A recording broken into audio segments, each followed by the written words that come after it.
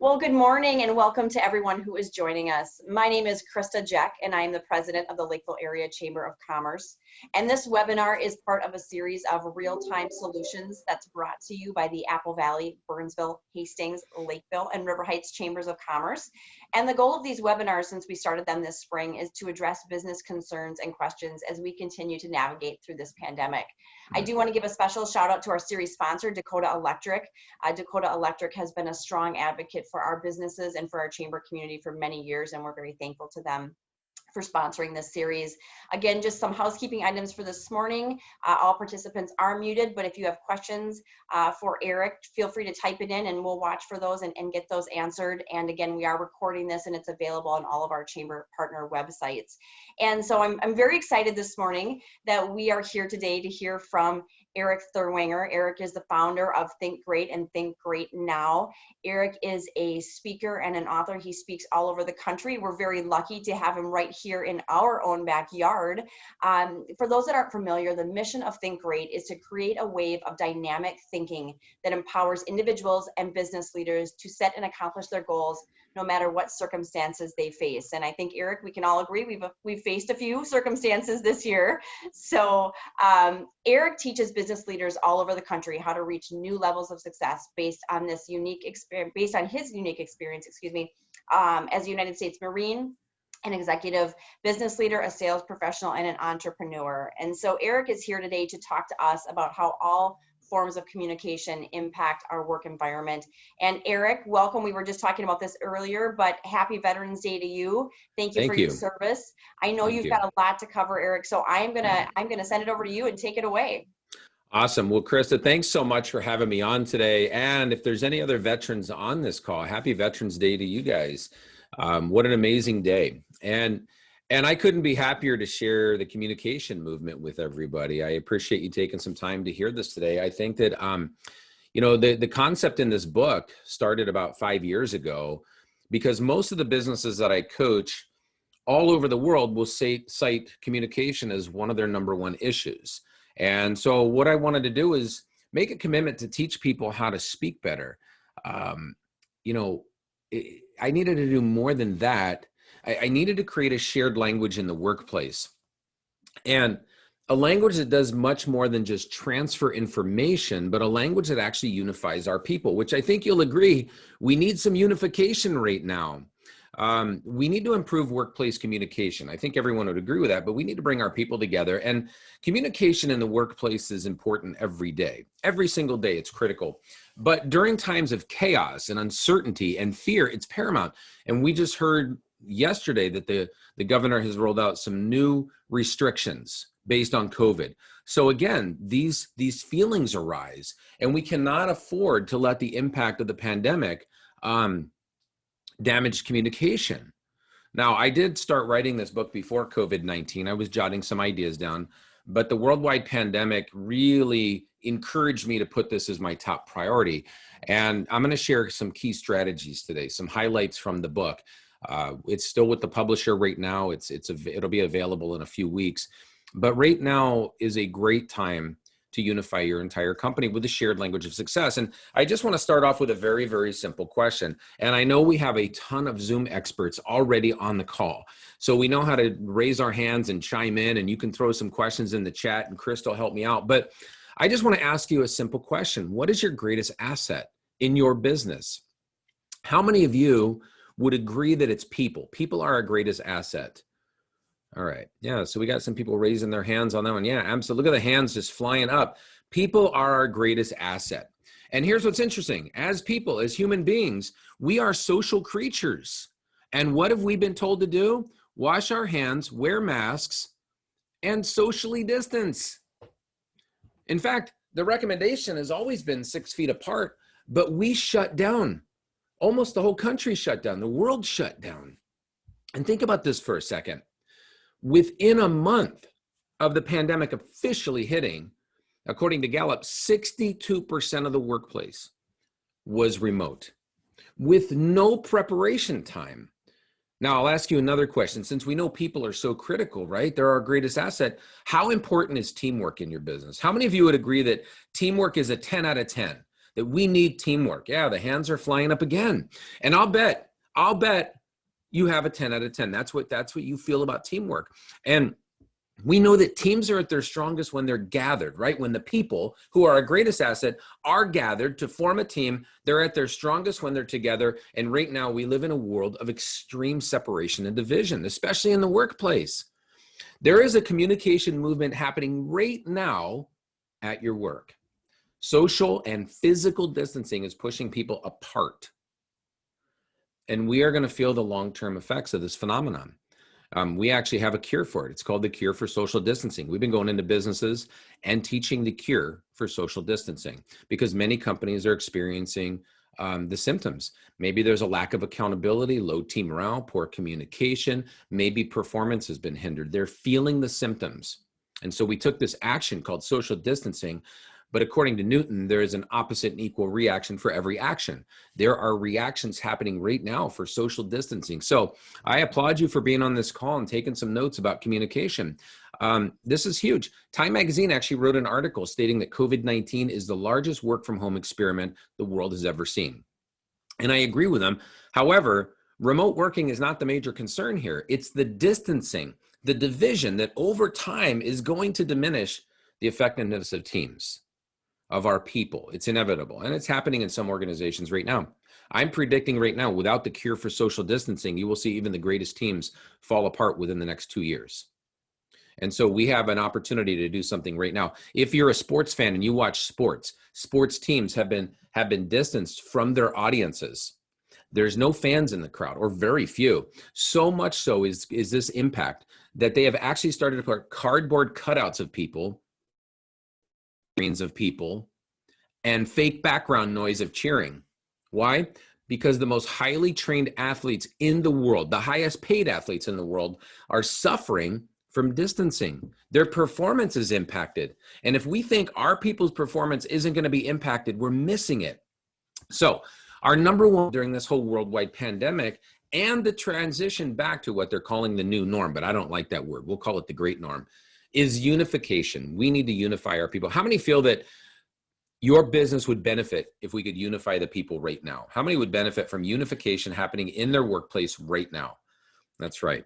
All right, we got to bring our people together. It's always important, but right now it's critical. And communication has the power to unify our people. In fact, it's happening already. Even if we look at some very brief statistics on communication, we're going to see some commonalities and some reasons why we need to focus on this communication movement.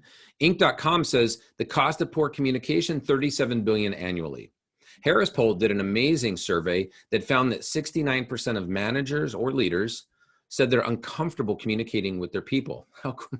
That is crazy.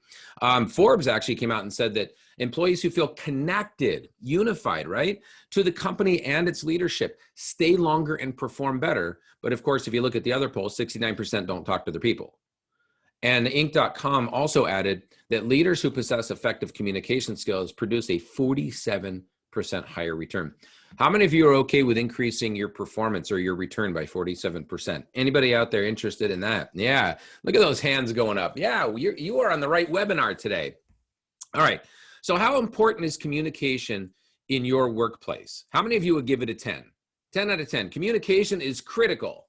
Now we're scoring all these 10s, right? So when I go into a company and I say, how important is communication? And they tell me a 10, my next logical question is, if it's a 10, if it's that important, that much of a priority, how would you rank your current communication training program to ensure the unification of your people?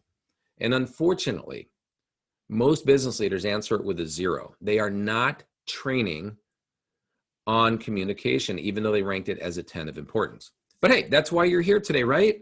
You're here today to turn that 0 to a 10. All right. So there's 2 types of language spoken in every business. And I'm not talking about English, Spanish, or Japanese. I am talking about our business language and our shared language. Our business language, everybody's pretty fluent in this. And they should be if they're working at your company, right? And this allows us to survive.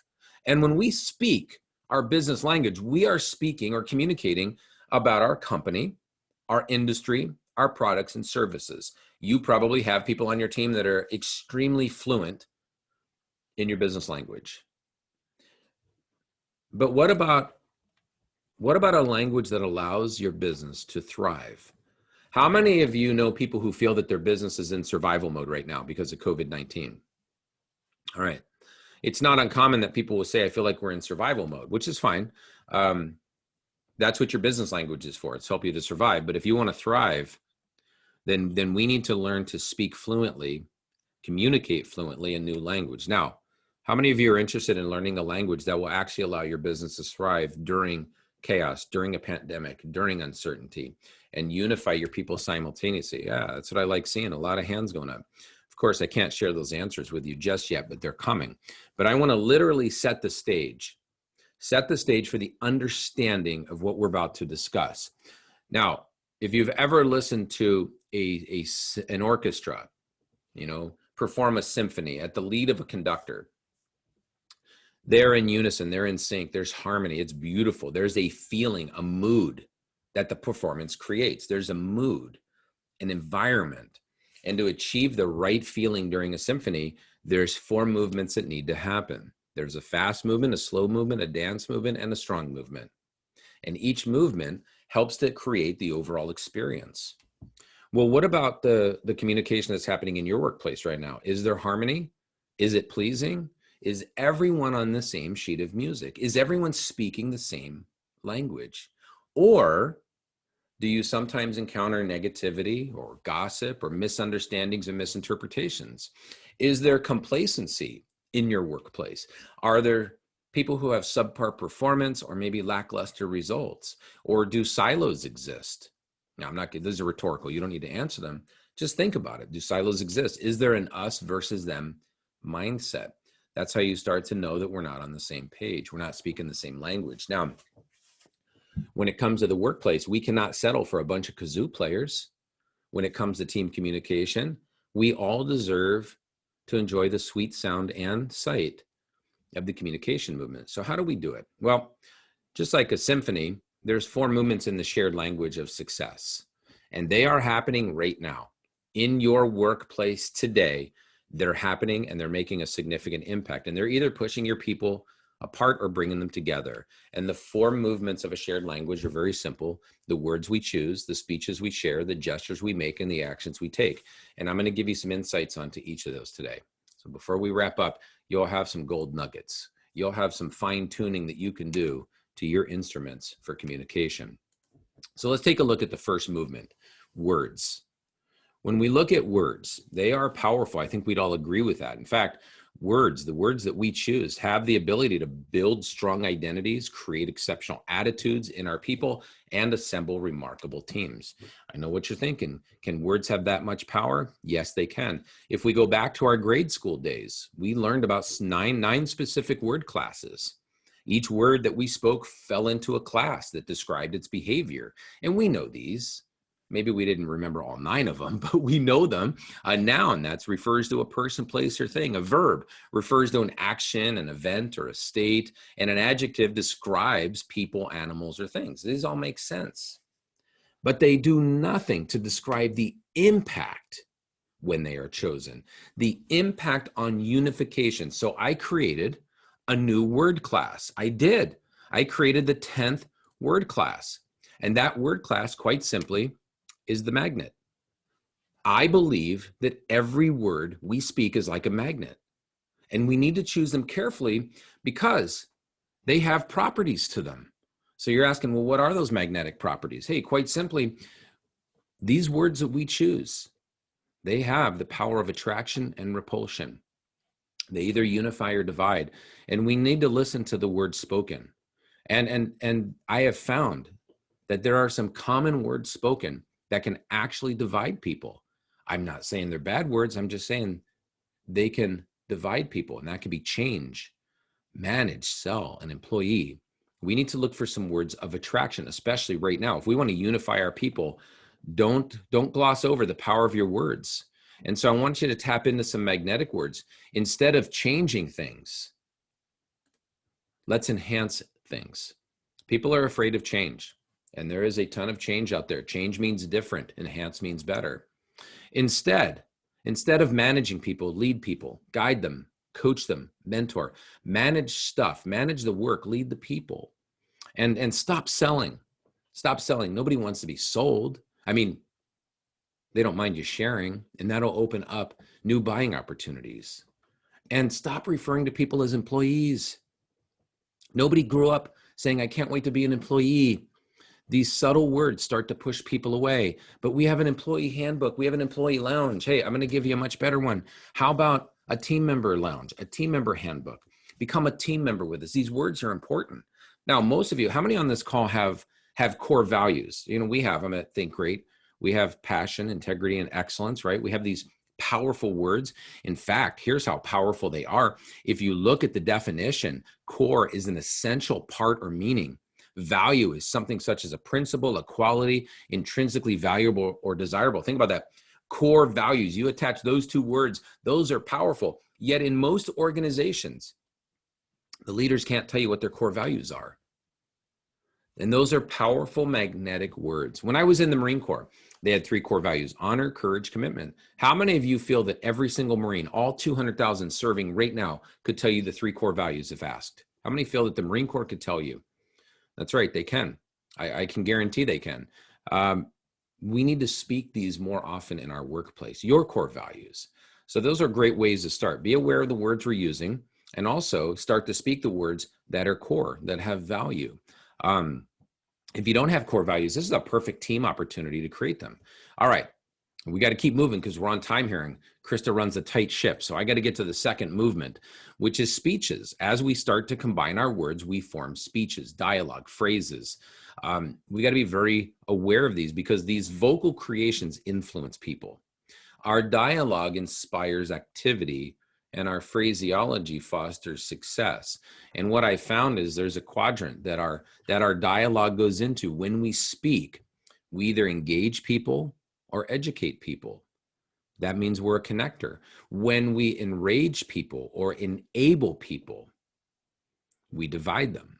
And so listen today in the workplace, listen to how people are speaking and identify where did that fall into this quadrant. Now, I'm not asking you to go out and create the next great speech, but there's some things that we can do by analyzing the greatest speeches that have ever happened. And when you think about great leaders or people who have given great speeches, they have some things in common. And I'm not saying you have to create the next Gettysburg Address or I have a dream speech, but here are some things that they did. When they spoke, people followed them. When they spoke, they unified people. They brought people together who were divided.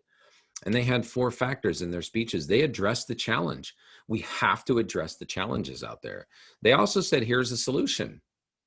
And then they shared their vision, right? They're sharing their vision. These are happening inside of these speeches, and they provided inspiration. The only reason we recognize the faces on this slide are because these people did those things when they spoke. And they did them during tough times, right? Now, again, we're not trying to create that next great speech that's going to be documented in the archives of humanity forever. But we do have the ability to unify our people when we speak at work. And here's some of the things that we do right now. We use phrases and cliches and idioms and sayings and all these things, right? And I'm not saying not to use them. I like a good phrase and cliche too. I do.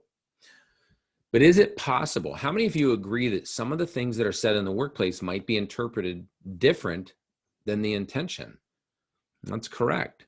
And so remember, these speeches also have magnetic qualities. And here's some of the most popular cliches, phrases, idioms that we hear. Let me be honest. Well, you know, the side effect of that is people think, well, have you been dishonest? Or how about this? My door is always open. You know, did they just give me permission to jump the chain of command? We have to understand what people are thinking. People will run with this stuff. Just like this one, I want you to run with this. People get scared when they hear that if there's not enough explanation. And essentially, when you say, I want you to run with this, somebody might think, are you tossing me to the street and expecting me to figure this out on my own? Or how about this one? We need to move the needle. I've used it. We just have to be careful of it because, you know, are we authorizing people to use medical equipment right now? What are we really saying? Or how about this one? Let's get our ducks in a row. I don't know. I hear that when I kind of picture baby duckies following their mama across the street. I don't know. It gets me off target, but that's just me. Or how about this one? How many have ever heard, let's put lipstick on this pig? I mean, I don't know what it is with farm animal references. We seem to love them, but did that leader really just compare the project, the product, or an offering to swine? I mean, it's crazy. So listen, you just have to explain these things, but they're happening out there right now. We're hearing them. How many times have you ever heard this popular phrase? It's not my job. How many have ever heard somebody say that? And the impact it makes, it immediately divides people. They hate it. But of course, we don't train on communication, right? That's why we bring the communication movement in. You have to have situational awareness of all these things. Why? They impact engagement. A study by Gallup, this is crazy. The Gallup study showed that 54% of people consider themselves not engaged, 14% actively engaged. That's 68% of the workforce that feels not engaged at all, just in the non-engaged category, leaving only 32% who feel engaged. And in fact, when you break that down, that means somewhat engaged or highly engaged. The reality is that there's only about 10% of the workforce that is highly engaged. And we can use our communication skills, our words and our speeches to impact engagement. But we're not even finished yet. We have more that we can share. You know, we monitor things. We love having scales and charts and graphs. We have a decibel scale that actually measures the volume of sound, everything from 0, which is the threshold of hearing, all the way up to 140, the threshold of pain. We can monitor these things. But you know what I found? For everybody that gives communication a 10 out of 10, we don't have a delivery scale. We're not monitoring the impact that's made, the range from dividing to unifying. So you can utilize this scale. You know, at a 0, somebody said something that just completely divided people, or maybe they intimidated, or maybe it was demeaning or condescending. Maybe it was confusing. Those things divide. If it was just basic information, just a transfer of information, it's right in the middle, 50. Maybe we speak and we create understanding, or we're encouraging, or engaging, or empowering, or unifying. And that's what we need to do. We need to strive to be on the top of the scale. Again, too much is at stake to leave communication to chance. How many of you right now feel communication could be improved in the workplace? How many are with me on that? Yeah, okay. It was like almost everybody. That's awesome. All right, and we still have 2 more movements. All right, let's get into it. The third movement, this is all about our gestures, the gestures that we make. All right, our gestures, they do certain things. They have power. These nonverbal cues reveal clues about the person using them. Body language also shapes trust, and our physical motions foreshadow the actions coming. Now, in the military, there was one simple, basic, nonverbal cue, and that was the hand salute. Everybody understood it. Army, Navy, Air Force, Marines, Coast Guard, the Space Force. Everybody gets it. There was a salute. It was universal. It unified everybody, even among all the branches. Marines were required to salute the appropriate person in the Army. The Army is required to salute the appropriate person in the Air Force. How many of you have different departments in your organization? So you may have sales, you may have production, you may have operations. We have different departments. The United States military is no different. They have different departments: Army, Navy, Air Force, Marines. You know them. The salute sends a message, and that message is respect. Respect. How many of you value respect in the workplace? How many think respect levels are important, or it can even be increased? Now, don't go back and tell everybody they have to salute. That's not going to work. But there are some things that we need to be aware of, because our body language signals trust. Now, here's some that divide people. If you're in a meeting and people are watching the clock, it bugs people. It sends a bad message. Or when people have their arms crossed, or when they fidget a lot, or they just have poor posture, or eye rolling. How many have ever experienced an eye roll in the workplace? Does an eye roll send a message? Yes, it does. Or phone checking drives people nuts, right? Hey, but there's some things that we can also do to pull people together. We don't have to do the salute, but we can give a firm shake, a handshake. I guess right now it's an elbow bump, right? But put some enthusiasm into it.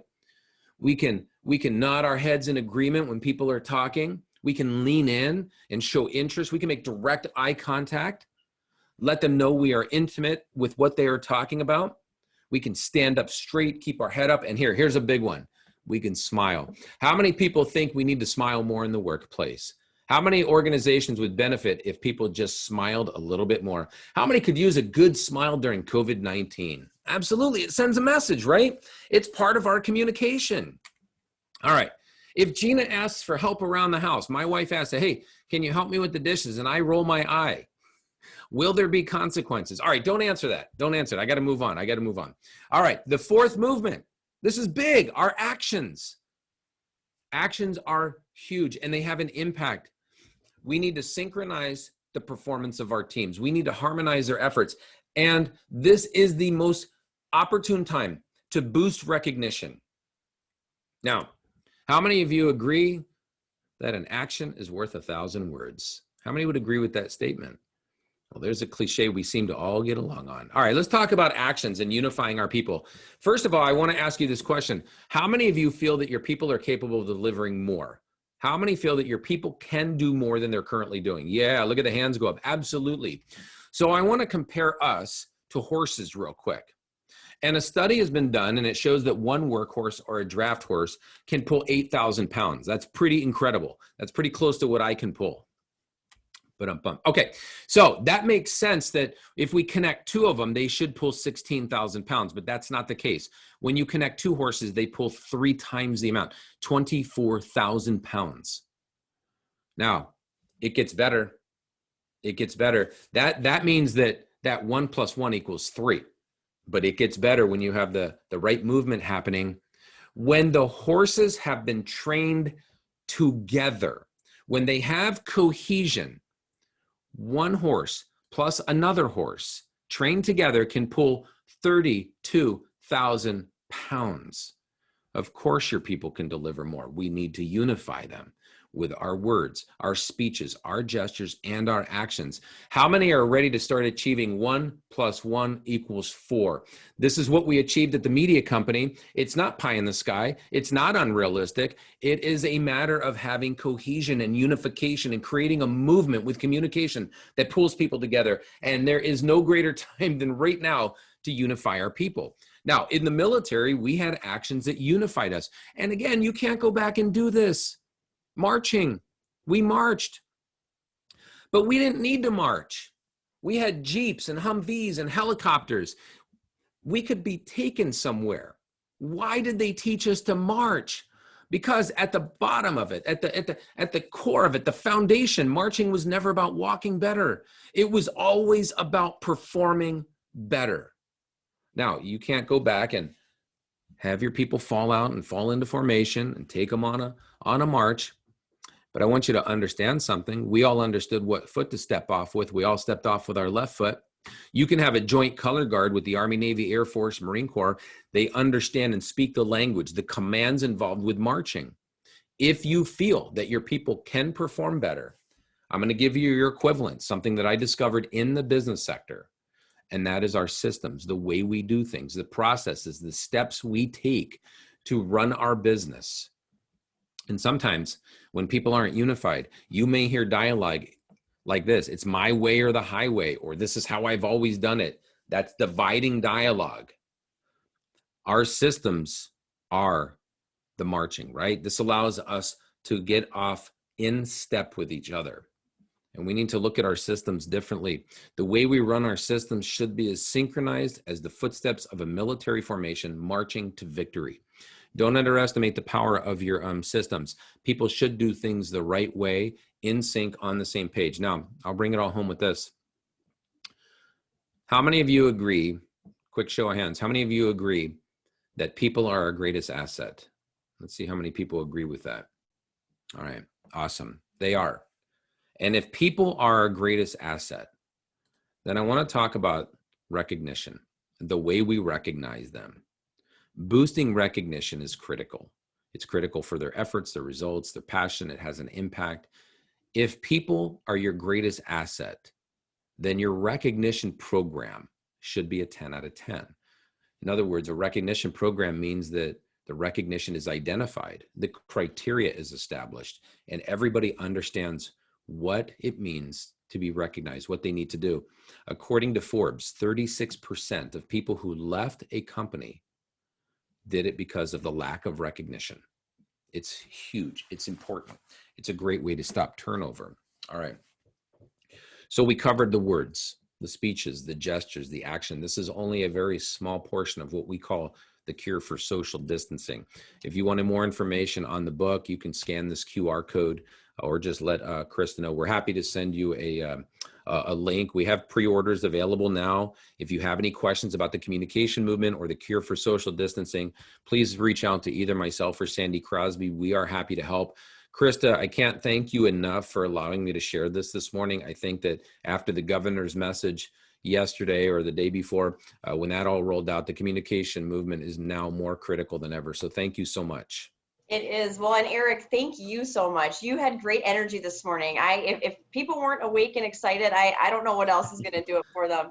Thank you. But as I said, I mean, yes, I've had the pleasure of taking several of Erik's courses and things. And Erik, I got to say, when you're talking about subtle words, enhance, I have changed. I use enhance all the time now.